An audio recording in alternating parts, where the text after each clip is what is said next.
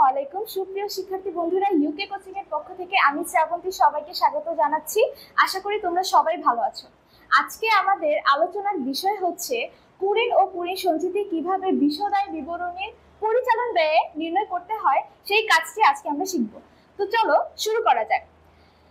তোমরা যদি আমার আগের ভিডিওটি দেখে থাকো তাহলে দেখবে যে ওখানে আমি দেখিয়েছি যে কিভাবে আর্থিক অবস্থার বিবরণীতে নতুন কুরিন ও নতুন কুরিন সঞ্চিতি নির্ণয় করতে হয়। তো এখন দেখো, বিশদ আয় বিবরণীতে পরিচালন ব্যয় কুরিনের কাজটি তোমাদের বোঝার সুবিধার জন্য আমি একটি সূত্র আকারে লিখে দিচ্ছি। সেটা হচ্ছে পুরাতন কুরিন যোগ নতুন কুরিন যোগ নতুন কুরিন সঞ্চিতি মাইনাস পুরাতন কুরিন সঞ্চিতি।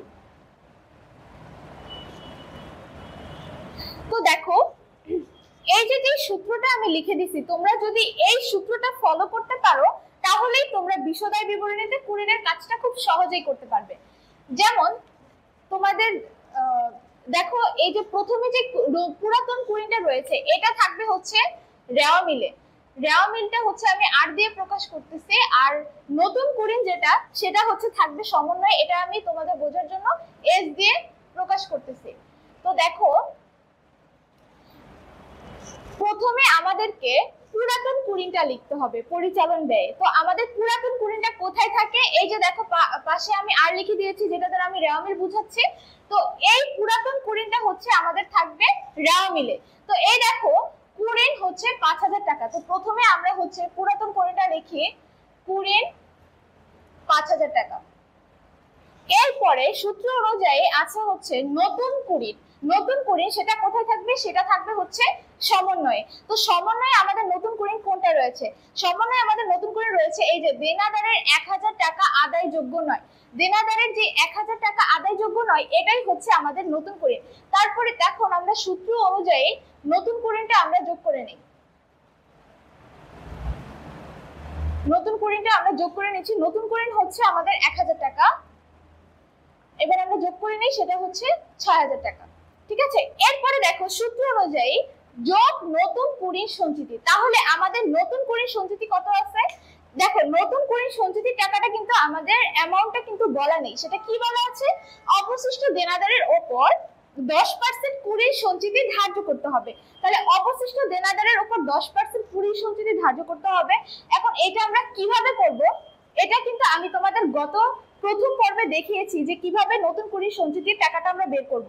তো গত পর্বে হচ্ছে আমাদের নতুন কুরিন সঞ্চিতির টাকা বের হয়েছিল ৪৮০০ টাকা। তাহলে প্রথমে আমরা নতুন কুরিন সঞ্চিতি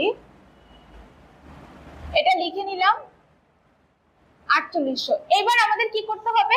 এই যে ৬০০০ এর সাথে ৪৮০০ টাকা যোগ করতে হবে। তাহলে হলো কত? ১০৮০০। ঠিক আছে।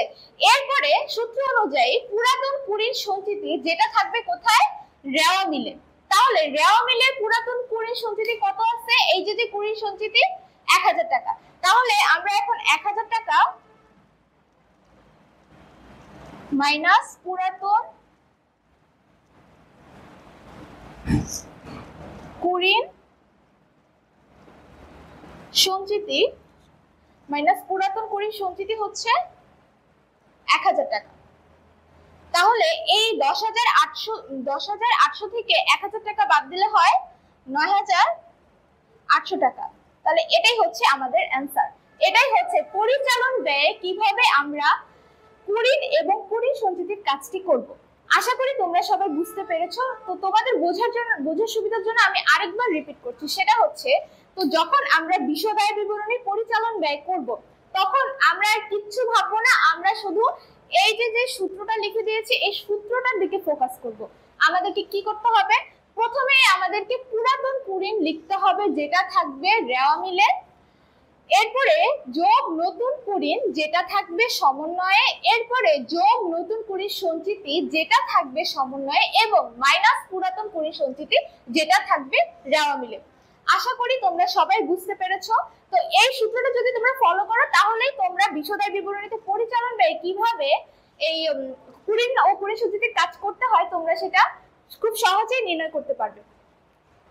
তো আশা করি তোমরা সবাই কুড়িন ও কুড়ির সঞ্চিতি সম্পর্কে বিস্তারিত জেনেছো এবং তোমরা বুঝতে পেরেছো যে কিভাবে আর্থিক অবস্থা বিবরণীতে এটা করতে হবে আর বিশদ আয় বিবরণীতে করতে হবে। এরপরও যদি তোমাদের কোনো জিজ্ঞাসা থাকে তোমরা অবশ্যই আমাদের কমেন্ট বক্সে জানাবে, আমরা সেটার উত্তর দেওয়ার সাধ্যমতো চেষ্টা করব।